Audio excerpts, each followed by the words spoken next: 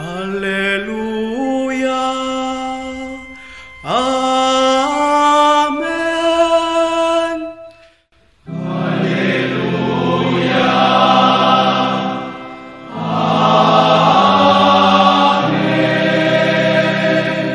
Bien-aimés de Café Évangile, de même vous aussi, lorsque vous verrez cela arriver, sachez que le royaume de Dieu est proche. Amen, je vous le dis, cette génération ne passera pas sans que tout cela n'arrive. Bien-aimés dans le Seigneur, il y a une expérience que nous faisons habituellement, c'est que des fois nous pensons que devant certaines situations de la vie, par exemple la maladie, la perte d'emploi, le chômage, la mort d'une personne chère, d'un être cher, d'un familier par exemple, une situation de difficulté que nous traversons, nous avons l'impression que Dieu s'est éloigné de nous. Et par conséquent, nous pensons comme si nous sommes abandonnés à nous seuls devant cette situation dramatique, cette tragédie que nous traversons. Et cela nous amène des fois à juger Dieu, d'être ingrat envers nous, à juger Dieu de nous avoir abandonnés, à tomber dans une certaine anxiété, dépression, comme si Dieu nous a créés pour nous faire souffrir. C'est une tendance humaine que habituellement nous expérimentons.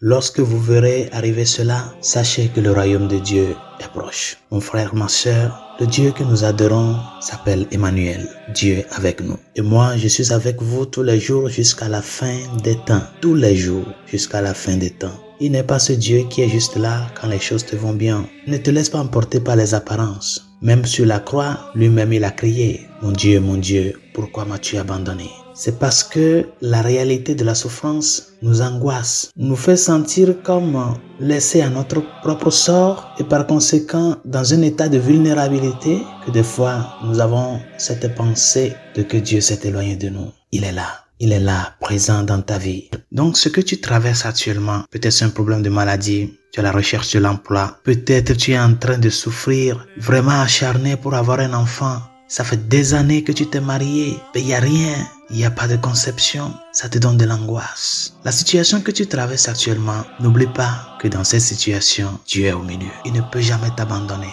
Parce que s'il t'abandonne, il se renie à lui-même. C'est le Dieu de la fidélité. Ce qui est la force du christianisme, c'est la vertu de l'espérance. J'ai l'habitude de dire, si cette vertu n'existait pas, si l'espérance n'y est pas, le monde allait tomber depuis. La force du christianisme, c'est l'espérance. Et cette espérance n'est pas placée dans une chose, mais une personne. Une personne qui est fidèle à sa parole. Quand il le dit, il le fait. C'est Jésus-Christ, notre Sauveur. Bien sûr que tu es en train de vivre cette situation de désolation qui t'amène à penser que le Seigneur s'est éloigné de toi, comme le figuier dans l'évangile de ce jour, qui passe des années en luttant pour donner un bourgeon. Ne désespère pas. Ça va bourgeonner, ton figuier, ça va bourgeonner. Notre Dieu n'est pas un Dieu sélectif qui le fait à certains et ferme les yeux et le cœur à d'autres. Celui qui est sur la croix, il a accompli tout pour l'humanité.